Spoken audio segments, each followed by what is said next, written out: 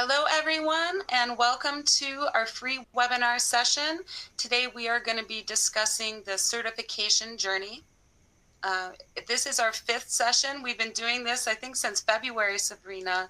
So it's been a lot of fun. I think we see some familiar names in our attendee list, so thanks for coming back. We're going to be discussing the 9001 certification journey today. My name is Cindy Haight. I'm your host. I work for SGS as an inside sales representative. I work with companies in industrial manufacturing and medical device manufacturing. I also work with forestry companies for chain of custody services. And we also have SGS Academy, which is our training division. I also work for that division, and we'll tell you a little bit more about them later, but we do have a full offering of different training classes and training services available to our customers. And I'd like to introduce you to the fabulous Sabrina Ippolito. She is our featured speaker for this whole series, and she's been crushing it. We've been having a lot of fun, and we've been learning a lot from Sabrina. She's a classically trained biochemist and certified lead auditor who ensures organizations maintain compliance in a realm of different industries, certifications, and standards, spanning pharmaceutical, cosmetics, and general manufacturing. She's directed and overseen and improved several quality systems to reduce deficiencies and increase product flow across both the US and Canada. She's affiliated with the Professional Order of Chemists of Quebec, as well as the American Society of Quality. Here's just a little slide about SGS, a little bit of history about us. We are the #1 global leader in the TIC industry, that's testing, inspection, and certification. You can see we have a very wide range of offices, over 2,600 offices, employing nearly 100,000 people across the globe. We are approaching our 150th anniversary here in about 5 years. So we've definitely been in the industry for a long time, very well-founded company. And here are some of the services that we offer. Sabrina and I work for the Knowledge Solutions division here at SGS. And that's where we offer our certification services, for example, for ISO 9001, ISO 14001, ISO 45001. There's a whole list, of course, of different standards that are available. Again, we offer the training, competency training classes for private as well as public enrollment instruction. We have the ability to provide customized audits as well as technical consulting services. And the SGS difference really is we take our global experts and our wide network of professionals in the certification, the regulatory associations, and bring that knowledge around so that we can be a solid end-to-end partner and a good quality partner to our customers. And thank you guys again for being here. We're going to have a great session today. There is a Q&A area, so please post any questions that you have there. We will get to the questions at the end of the session today. We are hosting another wrap-up session in the new year where any unanswered questions, we're going to have an open dialogue Q&A, and we're going to take some previous questions, and we're going to have a nice session. We'll send you more information about that. You will receive a copy of today's slides. For sure, we'll be emailing that to you with a link to view the session on demand. And I think that's it. So I'm going to hand it over to Sabrina. Enjoy. Thank you so much, Cindy. You always get such a warm welcome. I can't believe it's the last one of the year. It's like it just happens so quick, like in a snap of a finger. Oh my gosh, that's what happens when you blink. So good afternoon, everyone, and wherever you're located in the world, or good morning, maybe in some cases, or good evening. So I have a fun-filled little slide deck prepared for you today. Obviously, all of the information in here that I'm going to be reviewing is for you to keep at the end of the webinar. So do make use of it however you see fit. I have a fun little, like I said, training for you today. I wanted to mention yesterday I had given a wonderful training on HACCP and GMP.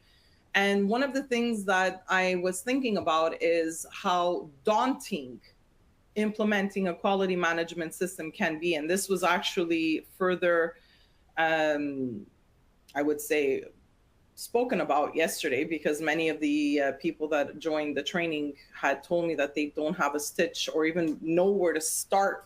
It becomes very daunting to start a quality system or to implement a quality system. So I want you to think about this in terms of a journey, because that's really what it is. It's a journey. Think of it as a process. Don't look at it as you have to conquer a mountain. Consider it a journey. Look at it in terms of step after step after step after step. So essentially, what this really is it's a process. That's all it is. You are implementing processes. You are looking at the certification journey in terms of an actual process. So we're not expecting you to do this on your own. This is not a you project. This is an organizational project. If you want to succeed, and as you all do, if you want to succeed and you want to have a very strong impact, you want to invite subject matter experts to the proverbial table to help you construct, to help you build, and to help get all of the nitty gritty into this quality system. And understand, this is not static. What you implement may change in the course of a month, may change in the course of 6 months, may change in the course of a year, in 6 years, in 10 years. And it's normal, because your quality system needs to be flexible to adapt to the changes of the economy and to adapt to the changes of the needs, the wants, the expectations, and the requirements of your customers. So don't think that you need to get it bang on right the first time around. Nobody ever does. And the reason for that is because your system will change and it has to adapt to the current reality of your company. So like I said, it's a process. So I want you to think about one of the things I often tell my clients that I do some consultation for. Consider your organization as a network of interrelated and interacting processes. So we start off generally with sales. So this is whether you're in the service industry or you're producing a final product, a final output. We generally start off with sales. From sales, we have purchasing. You might need to purchase raw material, or you might need to purchase packaging components. You might need to purchase something because you don't have that in your inventory. Once you've made a purchase, naturally you need to receive it. Once it's been received, you have to update your inventory. You need to schedule for production. That might part of the scheduling might be pre-weigh, might be producing the actual product itself, or compounding. You then may have a quality control check somewhere along the production, or at the very end, whenever you finish producing your material. You have to release the product, and then you ship off the product. So generally speaking, this is the typical flow that we typically see within an organization. Does this mean that this will fit yours exactly? No. But what it does mean is that there is a flow. So what I often recommend people to do, create the flow of your company. Also, you'll have the supporting activities. These supporting activities include human resources, which you have hiring, you have training, you have ongoing training. They include the quality aspect of it as well, where you have non-conformances, corrective actions, you might have a lab. So you also have supporting activities as well that need to be considered. But do create yourself a flow and work at it chunk by chunk. So on that note, another thing you need to consider whenever you are implementing a quality management system, who's driving this initiative? Leadership has probably decided we need to get this 9001 certification in place. That's fine. Why?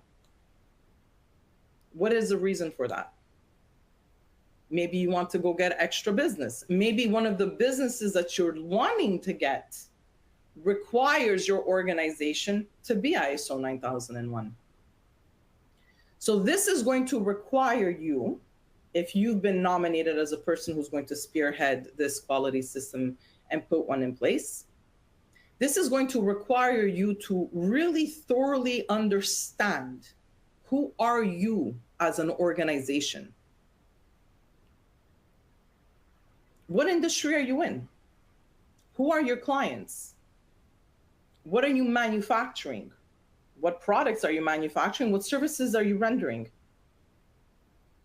This really allows you to do an in-depth investigation and an analysis of the company. You need to understand who are the key players that are interested in your company. This is what we call interested parties. And we have internal interested parties, such as upper management, perhaps a steering committee, your employees. We also have what we call external interested parties. You have your suppliers, you have your customers, to name a few. And you need to determine what are the needs, the wants, the expectations, the requirements of these interested parties. Once that's been determined, then you start focusing and you start looking at the boundaries, at the fencing. What is the scope of your certification?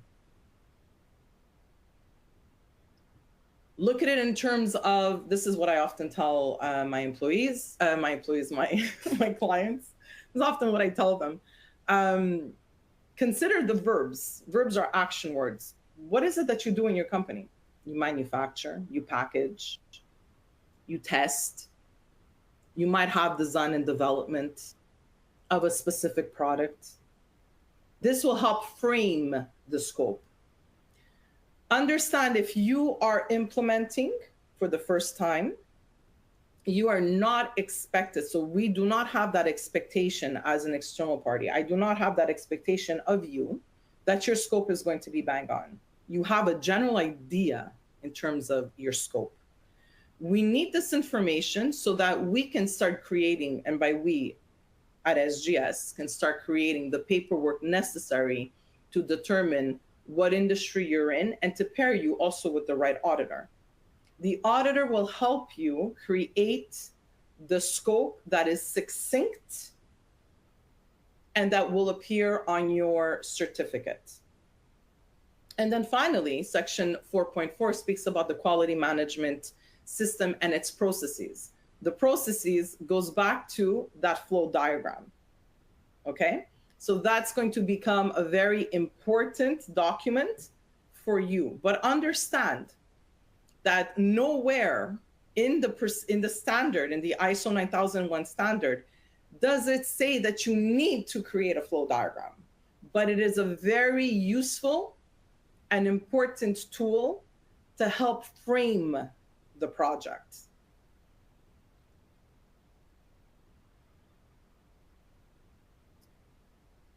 Fabulous. Let me just go here. So one of the important aspects when it comes to creating a quality management system is the documentation. It's your documentation aspect. So documentation, each company should establish, design, install, implement, and maintain its own system of documentation that is appropriate to its organizational structure and to the type of products.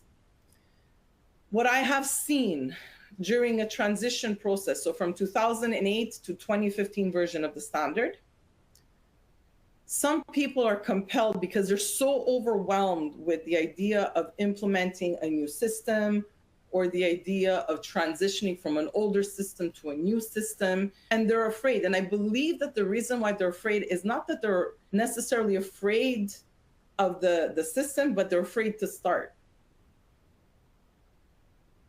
I highly do not recommend that you purchase procedures from a consultant. This is to say, if you're a healthy size 8, do not buy a dress that's a size 2 in hopes that you're going to fit into it.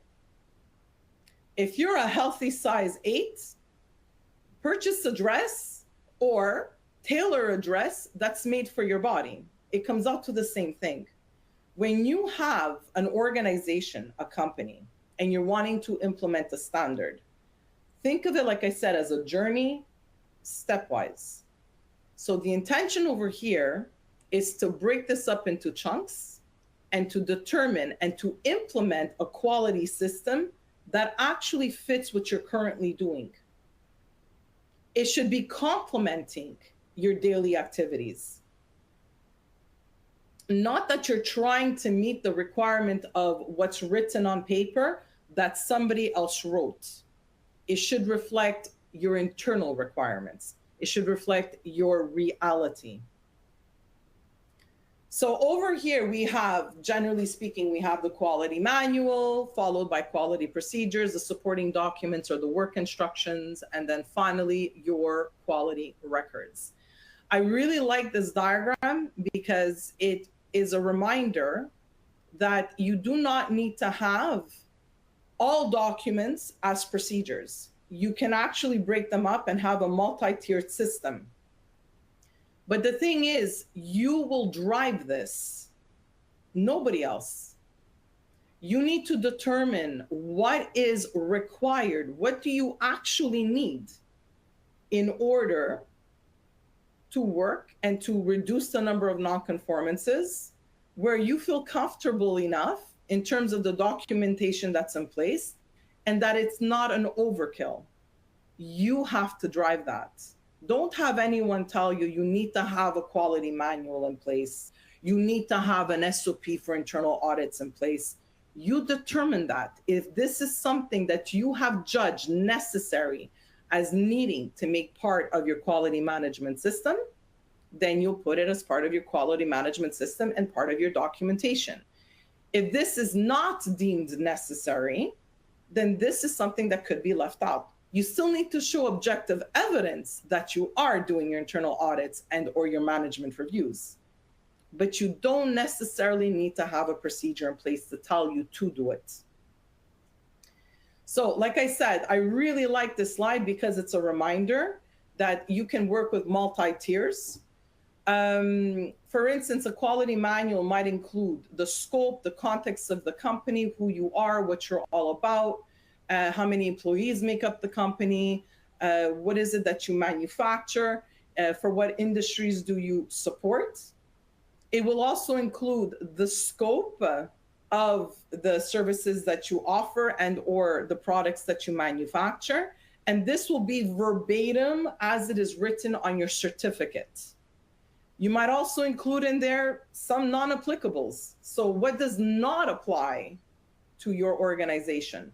Not all companies do R&D, so they would take non-applicability to, let's say, section 8.3 of the standard, which is research and development, or design and development, rather. So these are just some of the things that you would include in a quality manual if you judge it necessary that you want to have a quality manual. Your procedure should be very high ordered, high level. This is to say, who's conducting that activity, that process, who's conducting that verb, that action, at what frequency, what are the forms and the documents that need to be filled as a consequence of that, And you can also reference in the procedure the work instructions and the forms and the logs and so forth. But you do not go into detail to describe the work instructions. That's a separate document. If you look at the purple part where we're talking about the supporting documents or the work instructions, in reality, the work instructions, all it really is a set of instructions that explains how to execute that task. What are the buttons that you press? What is it that you do first? What do you do second? What do you do third?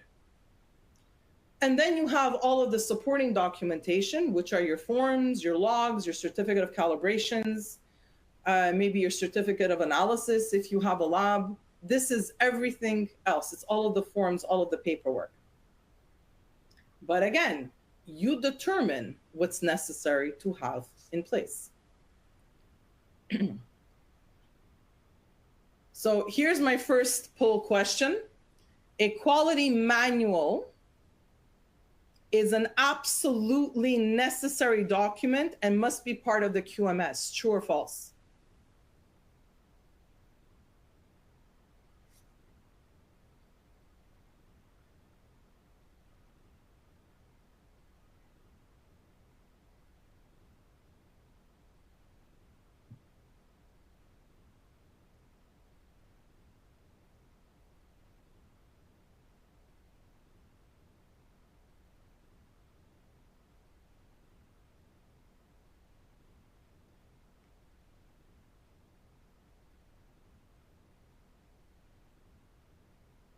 Got about 49% attendees who answered.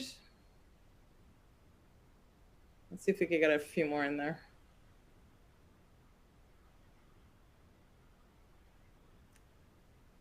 Kind of gave the answer to this one earlier.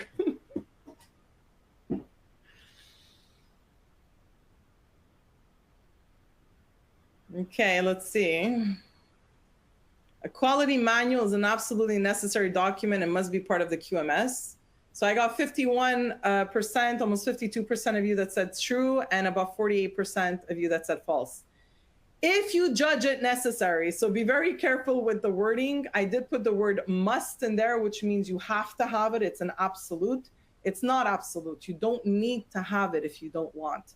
It's good to have, but it is not required. There are some organizations do not have quality manuals in place that are ISO 9001 certified, and they work perfectly fine without a quality manual. So it's a nice tool to have, but no, it is not required. Very good, very good. So when we speak about documentation, when you're talking about your documentation, all of the SOPs that you have or everything that makes up your quality management system, you need to think about being comprehensive and cohesive. And in reality, what I really want you to get out of this slide is when you're writing your SOPs, when you're writing your work instructions, be concise. You don't need to be formal. Don't need to put in words of shalls and musts and whatnot, and write in the present tense. It is pointless. I'm telling you this. I've sat on the other side of the fence once upon a time ago.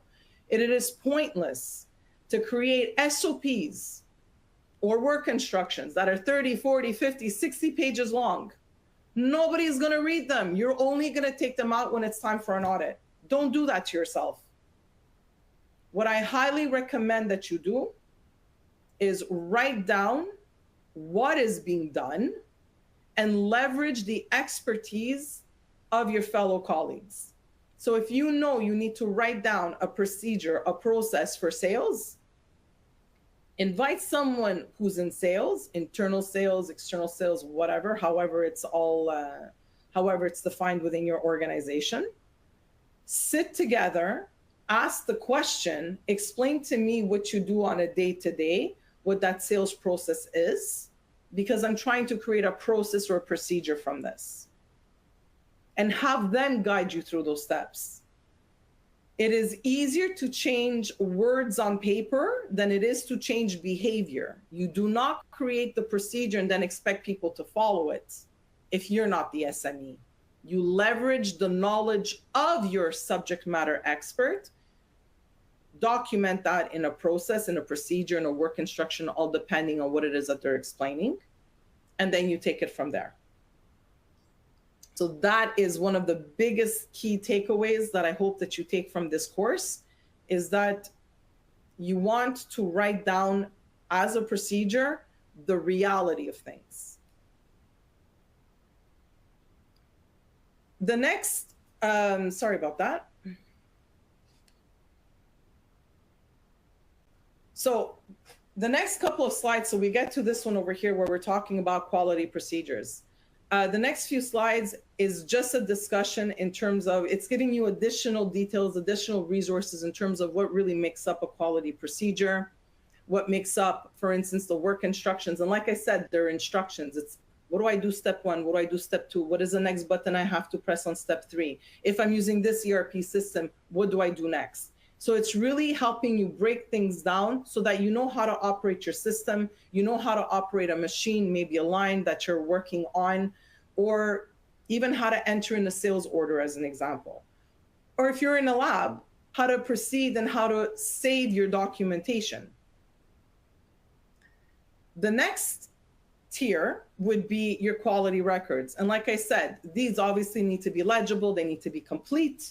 These form your logs, your calibration certificates, your certificates of analysis if you have a lab, your forms. It's basically the output of having done an activity. So if I've done a calibration on a balance, or it's an external source that's come in to do a calibration of my balances, a calibration of my calipers, or any other tool that I might have in-house, they will then provide you with a certificate of calibration. So that would be a document that you would need to retain. This is going to take me to my next poll question. So each organization implementing a QMS must demonstrate the following levels of documentation for conformance, compliance to the QMS. That's to say, you need a quality manual. You need to have procedures as they're listed in ISO 9001. You have to have work instructions, and you have to have your forms and your documentation. That's what this question is asking.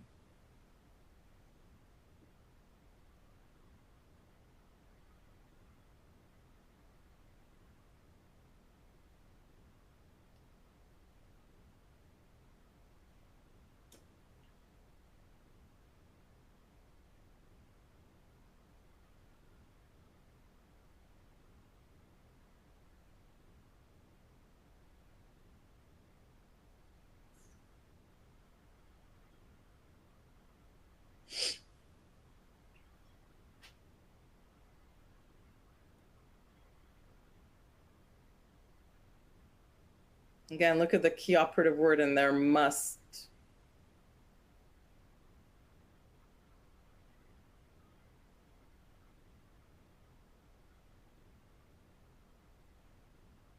Okay. Again, no, you don't need to have a quality manual. It's good to have. It's not obligatory to have. 9001, the QMS, the 9001 2015 version of the standard does not make it obligatory. You should have documentation to show that you do conform, you do comply, you are filling out the forms and so on and so forth. But you determine if that of having a procedure in place or work instruction in place is necessary. If you judge it necessary, if you think it's necessary, that's when you'll put it in place. That's when you'll ensure that it's in place. Okay. So again, ISO 9001 2015, it's a good idea to have documentation, but you will judge what documentation you will maintain, what documentation you will retain. Okay. So if you think that it's not important for you to have a quality manual, you don't need the quality manual. That's what you've judged as being unimportant. If you think it's important to have a procedure in place for production because you're producing different things, as an example, or a procedure in place for pre-weigh, or a procedure in place for how to conduct a test method in a lab. If you judge that these are necessary documents for you to have, then those are the ones that will be documented and will be controlled by your quality system. I hope that's there. So when it comes to documentation, as an auditor, and even for yourselves, what you want to look at are for good documentation practices. So we're looking that documents are complete. We're looking that documents are legible. So if anything's been handwritten by anybody, that it's legible and we can make sense of it. We are looking for information that's written in blue or black indelible ink.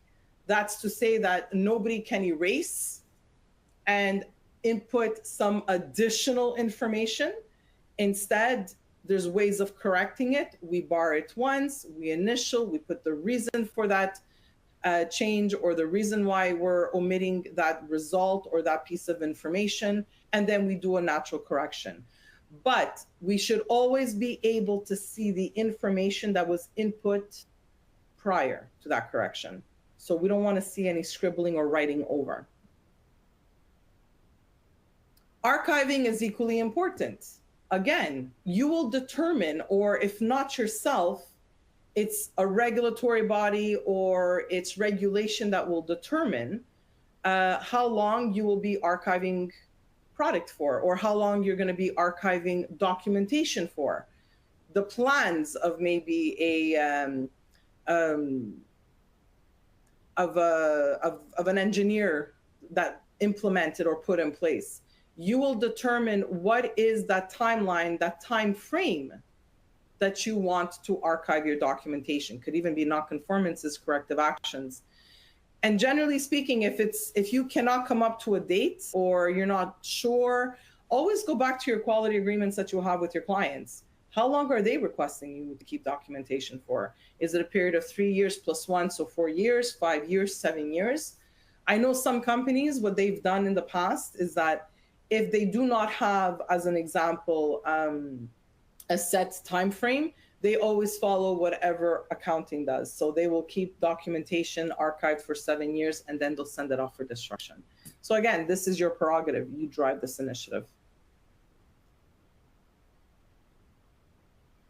So when it comes to the implementation and the certification process, so I'm going to do very high order, high level, and I'm going to keep diving in, giving you more and more information as we go. All right. So it's important that you receive your training on the fundamental requirements of ISO 9001. That is very important because you do need to understand what those expectations are.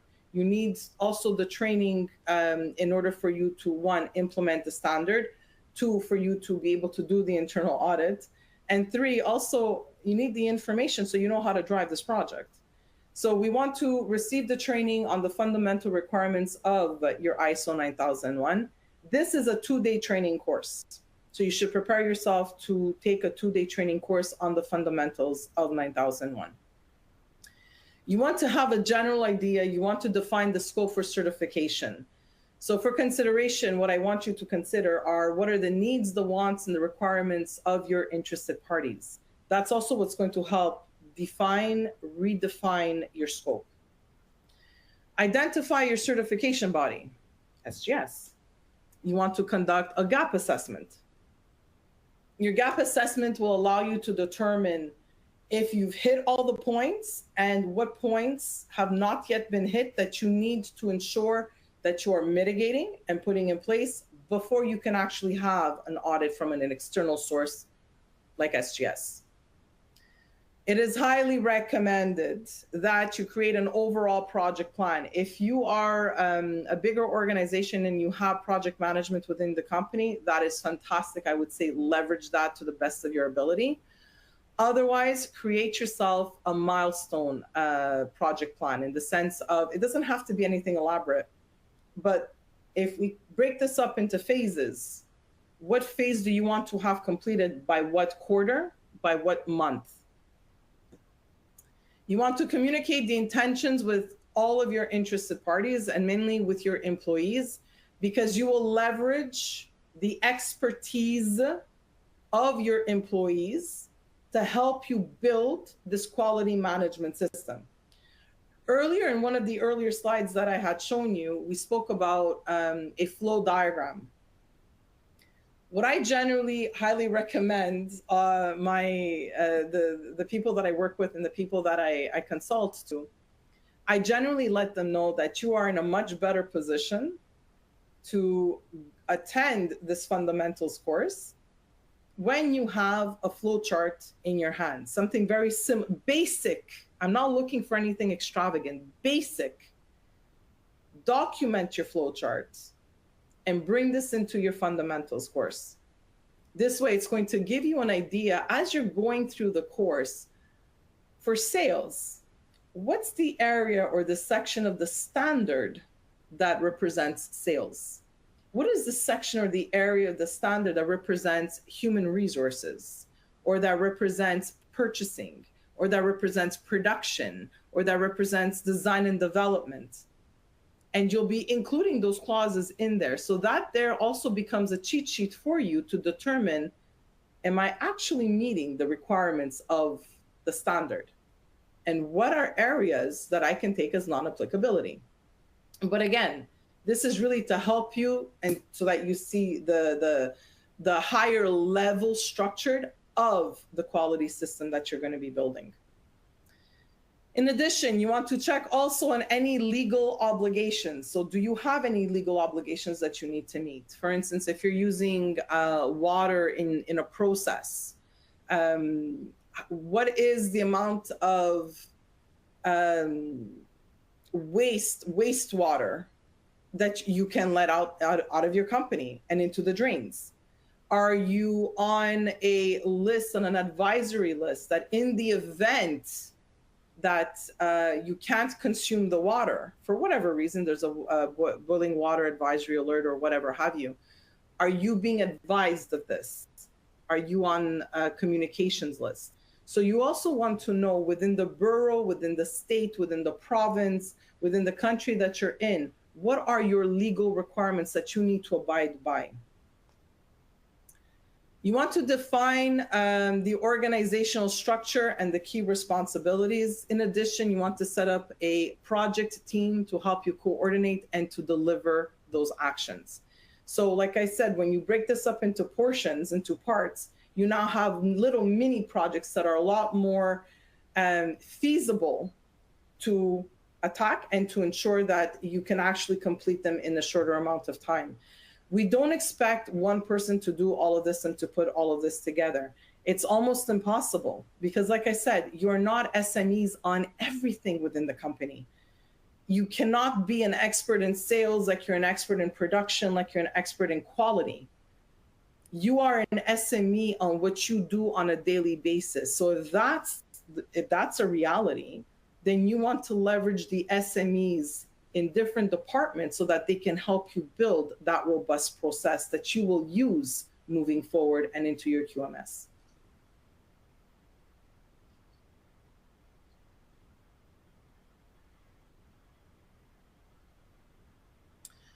Okay. So we have some key points in developing the system. So this, again, very, very, very high level. You want to plan the structure of your QMS. So are you going to be using manuals? Do you want manuals? Procedures, work instructions. Like I said, do not involve work instructions and make that part of your procedures. They should be called out in procedures. And this is the best way to go about it, doing a multi-tiered. And the reason for it is because there is a section in the ISO 9001 that requires you to do internal audits. You can structure this in such a way to say that the internal audits are process-based. So you take your procedures, your SOPs, and they will reference the work instructions. But what you are expected to do is to audit the process, which is a higher level. And if you're calling out certain work instructions, you can just request or ask or audit maybe 1 or 2, 3 work instructions to see if the information that's within the work instruction is still current and is still accurate. And the best people to ask are the subject matter experts. You want to assign actions and timescales to develop management system documentation, to set up regular project status meetings, because it's also important that you're holding people responsible and accountable to finish certain projects by certain timelines. Otherwise, I promise you, in a blink of an eye, it's already the end of the year. And before you know it, due date comes around and you're nowhere close to being done. So I highly recommend that you have meetings often, just to see the progress and where you are within the project. And if need be, if you find that you're being inundated with your day-to-day, this is something that needs to be brought up and say, I don't have the time necessary for me to work on this, and these are the reasons why. One of the things that I found works out very, very well for me whenever I'm implementing a project of this magnitude is that I set aside either a week, a month, where people know that this is a week, a month, the first week of every month, I do not touch anything except working on my QMS. If that's not feasible for you, then block off a day. And if that's still not feasible for you, block off an afternoon or a morning, whatever works best for you.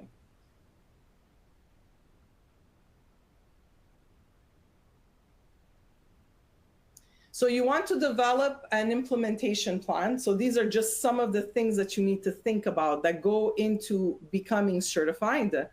You need to do your internal audits. You cannot get audited by a certification body and pass that audit successfully unless you've done an internal audit. So the way we can look at this is the following. You need to get trained. You need to implement your QMS and put it all together based on documentation, your SOPs, your work instructions, based on what you think is necessary to have. You need to work with this for a period of time, 3 months, 6 months. Don't look at it a week because you're not going to have any data to collect in a week. Look at 3 months, 6 months down the road. Let's say at the 6-month mark, you may decide, I'm going to do an internal audit.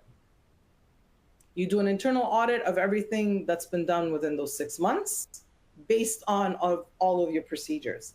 Because you're getting certified for the first time, you are required, it's obligatory for you to do a full and complete internal audit. Once you've done your internal audit and you've noticed or you've documented that you have non-conformances, which do not need to be you don't need to call them out in terms, you don't have to classify them as minor or major, you can just call them non-conformances. Then that has to be documented on a corrective action plan. You address those non-conformances, and then you have your management review. Or you can have your management review at the same week that you've completed your internal audits. As long as you have the output from the internal audit to mention what are the opportunities for improvement, the non-conformances that were observed, and some Bravo points, these become inputs to your management review. Once the management review has been completed, this is when you can start the process of calling SGS, letting them know that you want to be certified, and then they can match you up with the right auditor. The right auditor comes around, does a stage 1 gap assessment, lets you know if there's any additional shortcomings that they see. They also help you put in place a scope, and then you can have the stage 2 audit that proceeds after that. So that is that. So we can look at this. So let's break this up further. So I've given you the story. Let's break this up into phases. We have A, which is your training requirements. We have B, which is off to the drawing board. So this is the phase that's going to take the most amount of time. And then we have the actual certification process. So training requirements, you need absolutely to receive the ISO 9001:2015 fundamentals course. This is provided by SGS. And like I said, this is a 2-day commitment. Essentially, you need only one person to take the course, okay? However, 2 heads are better than 1. So it's always a good idea to have a second person. And the reason why you want that second person is so you can bounce ideas off of each other. People see things that they hear through a different lens, and this is based on experiences as well. So it's always a good idea to have more than one person attend this course. Should you decide to conduct the internal audits yourselves? Okay, so an internal audit has to be done, but you can call a consultant to do the internal audit for you, or you can do it yourself. If you've decided that internal audits is something that you want to do yourselves, great. Make sure that the people that are attending the internal auditor course, which is generally a 1-day course, could be a 2-day course. If you are deciding on one person doing the internal auditor course, if you decided that it's going to be yourselves that will do the internal audit class, make sure that you are at the very minimum 2 people taking this class. And it's not 2 people from the same department, but it's 1 person from different departments. And the reason for it is because during an internal audit, you cannot audit yourselves. There's a bias. That's what you're trying to avoid. Okay? Now, you may also decide 1 person does the internal auditor course, and moving forward, this person will come back to the organization and give the training to additional people so that they are now internal auditors. This is called knowledge transfer. This too is allowed. So it becomes, again, your prerogative on how you're deciding that you're wanting to implement this phase. Again, to reiterate, internal audits, obligatory. You have to do them. You will determine if the internal audits will be done by an external source, by a consultant, or if you're going to be doing them yourselves. If you're doing them yourselves, 1 person cannot audit everything, because you are going to end up auditing your work as well. And you cannot do that. So you need to have a minimum of 2 people.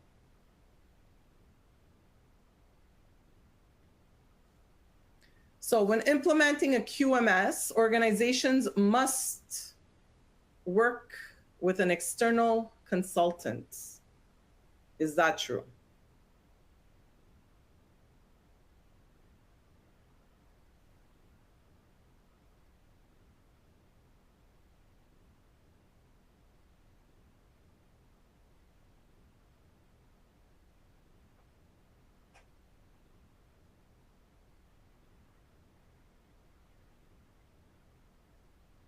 So do you have to work with an external consultant?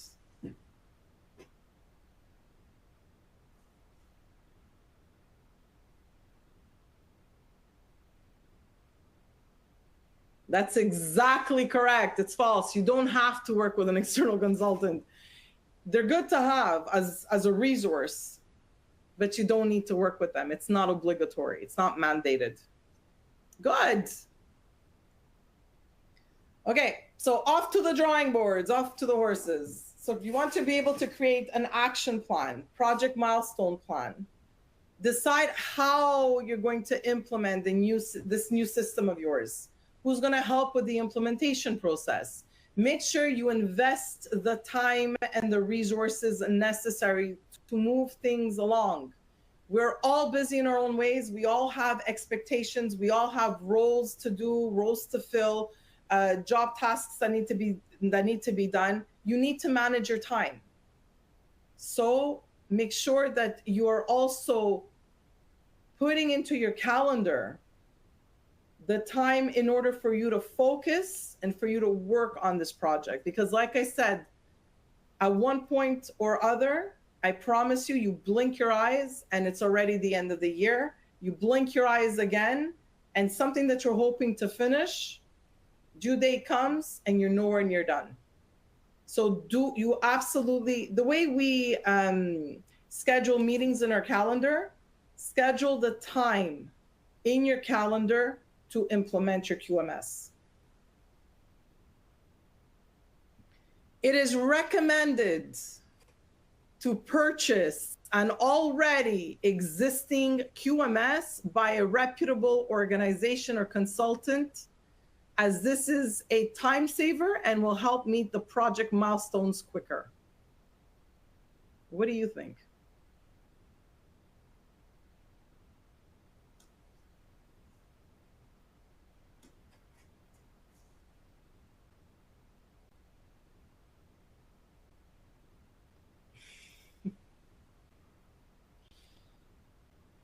Let's get the numbers up.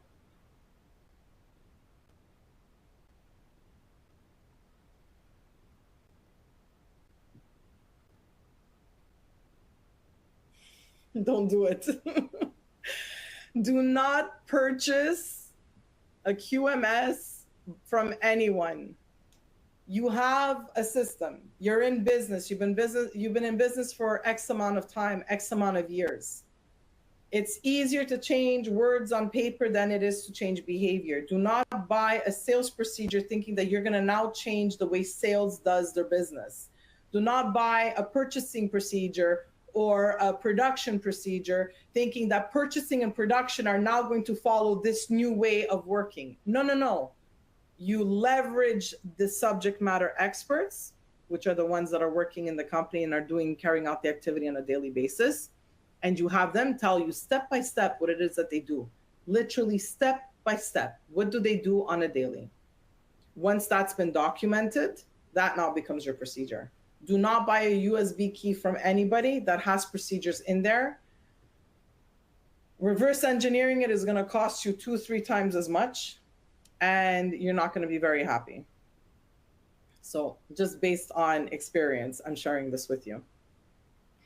So implementation and still the certification process. So we want to be able to take clause 4. So this is the context of the organization into consideration. Consider the needs, the wants, the expectations of all of your interested parties, both internal and external, when you're creating your documentation. So this is why this is actually one of the activities that you want to do before you actually go to the drawing board and you start documenting things. You have to think about the needs, the wants, the expectations of my employees, the needs, the wants, the expectations of my clients, the needs, the wants, the expectations of the steering committee, and so on and so forth. Everybody that you have determined is an interested party. You want to create a high-level process map of all of your processes and activities along with the supporting processes. This is the flow map, the flow chart that I had shown you. Determine what documents are necessary to create based on the high-level process map standards. Again, you might think it's all important, or you might think it's not important. Leverage your SMEs. They're going to let you know what should be documented versus not. You must justify why some of the sub-clauses do not apply. So you also want to identify what are some of the non-applicabilities that you're taking. As an example, you might decide that design and development section 8.3 does not apply to your day-to-day. Perfectly fine, but you need to justify why that is, because you don't do design and development, because any design that you do is going to, you will receive from your clients, and that's okay. So as long as you justify where you're taking non-applicability, you're good.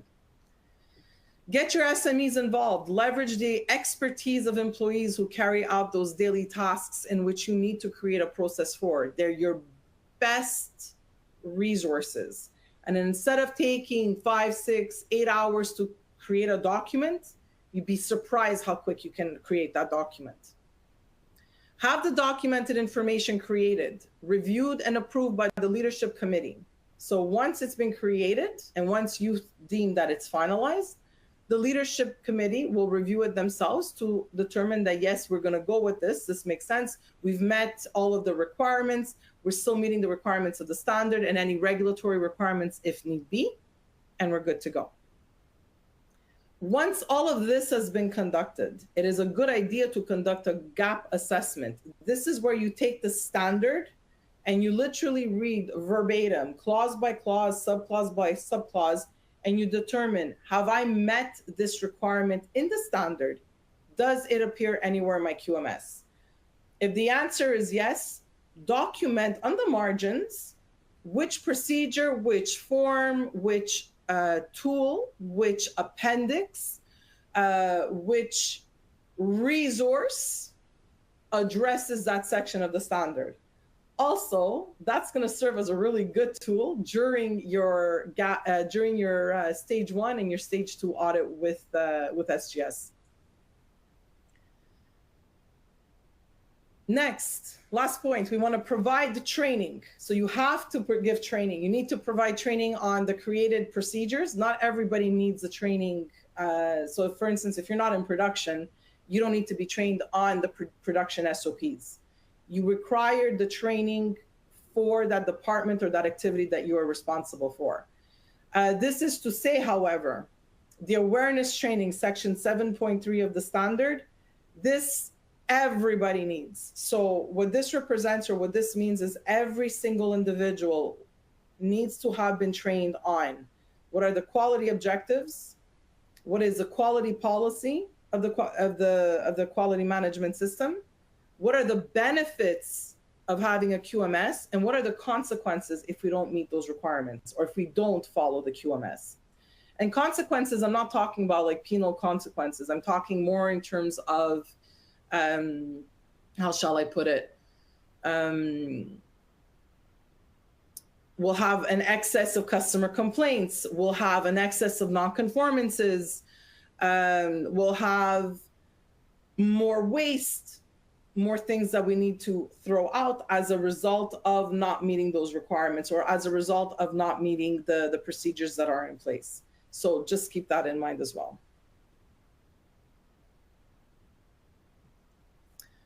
Next, a waiting period is now required. So now that you put all of this good stuff in place, you need to wait X amount of time. So a waiting period is required. You need to use your QMS for a period of time so you can gather enough objective evidence, which will be used during the internal audit process.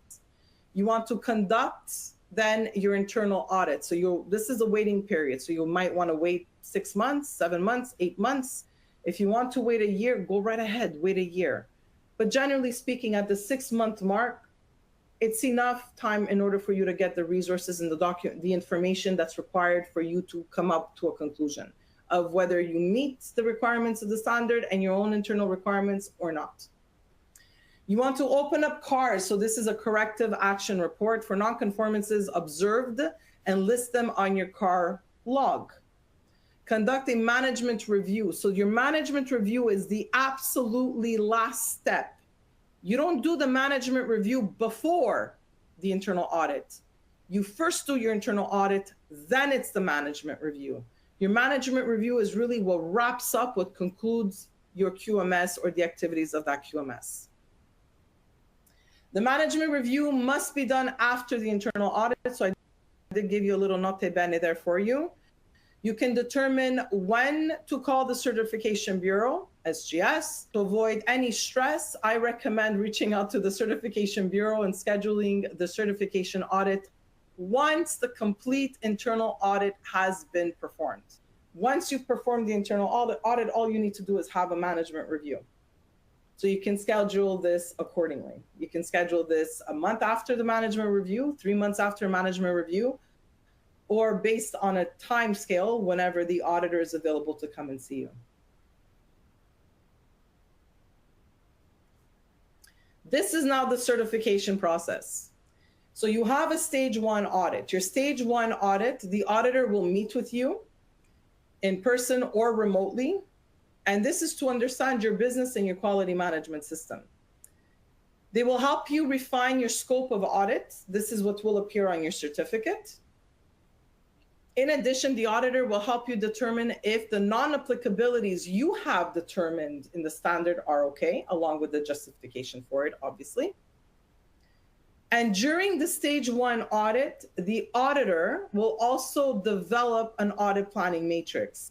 This will allow the auditor to determine what has to be audited during the certification process. What are the processes that have to be audited during the certification process? And you get to discuss with the auditor what will be audited on the first surveillance and what gets audited on the second surveillance.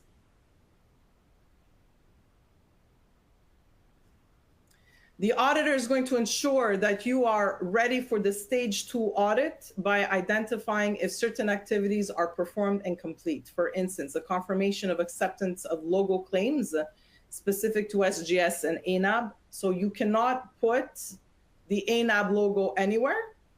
As for the SGS logo, there are rules that need to be followed. Your auditor is going to ensure that you are following those rules. The management system is designed to achieve the organization's policy objectives. And based on the information provided, the system is designed to identify and manage compliance with statutory, regulatory, and contractual agreements and requirements. Last, the internal audit and management review planning ensures appropriate coverage prior to the stage 2 audit, and any scope exclusions are appropriate and justified. So the purpose of the stage 1 is to ensure that you've hit all of the points so that now you are ready for a stage 2. Some companies do back-to-back stage 1 and stage 2. I don't recommend it, because if you have any non-conformances that need to be addressed, doing it in under 24 hours is virtually impossible. So give yourself at least 1 month between stage 1 and stage 2.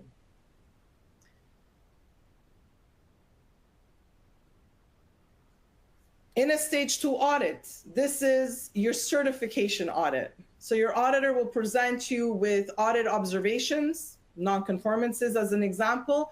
This is where they will classify minors versus major.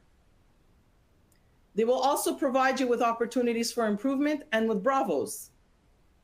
So it's not, remember, the purpose of this audit is, yes, to ensure that you're meeting the minimum requirements of the standard and your own requirements, but also we're there to support you in ensuring that the business you're in, whether you're a manufacturing product or you're in the service industry, that you are meeting those requirements and that the quality of your work is superb.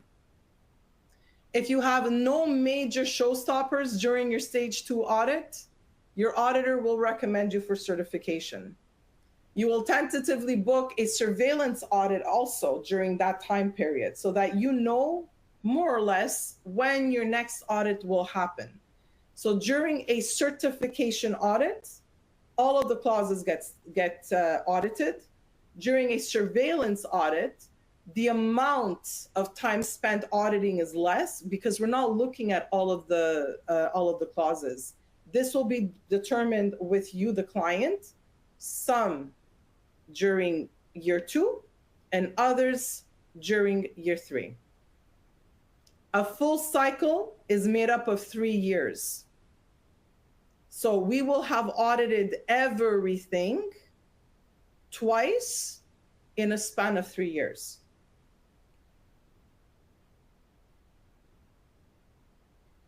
This brings me to our final poll question. If a nonconformance, a major or minor, is raised by an external auditor, a corrective action must be submitted to the auditor within a defined time frame. True or false?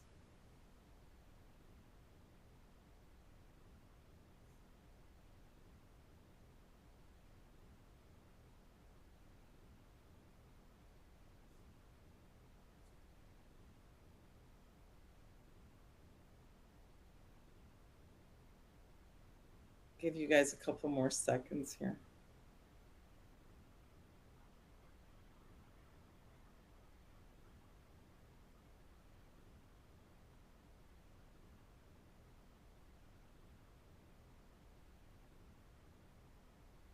Yeah, that's exactly right. It is true. So whenever you have a major or a minor that's been provided to you by an external auditor, whether it's an external auditor, a customer audit, or even an internal audit, if there is a non-conformance, you always need to follow up with a corrective action. So in this case, you will discuss with your auditor when the due date is for that corrective action and what is required. So they will give you all of the details and all of the good information. And that, my friends, wraps it up on my side. Cindy, it's all yours. Hello, everybody. Thank you for being here again. Sabrina, that was awesome. Thanks. You know so much, but I think you've been doing this. You know your stuff about certification, ma'am. That's for sure. Guys, here's just a little slide about our training options that we have available. You can grab that QR code based on whether you're in the US or Canada. When you receive the slide deck copy, you'll be able to link out again for US or Canada websites so you can learn more. You can register right online. If you want to contact me, I do have a discount code available that I'm happy to provide. So thank you very much. Here's our contact information. When we close the session today, you're going to have a pop-up survey. We hope that you will participate. And we did have a question. I'm sorry we don't have time, but we're going to send you an email personally with a response to your question. So just hang tight. That'll be coming here in just a little bit. Thank you again, and have a great weekend, everybody. Thanks. Bye, Sabrina. Ciao.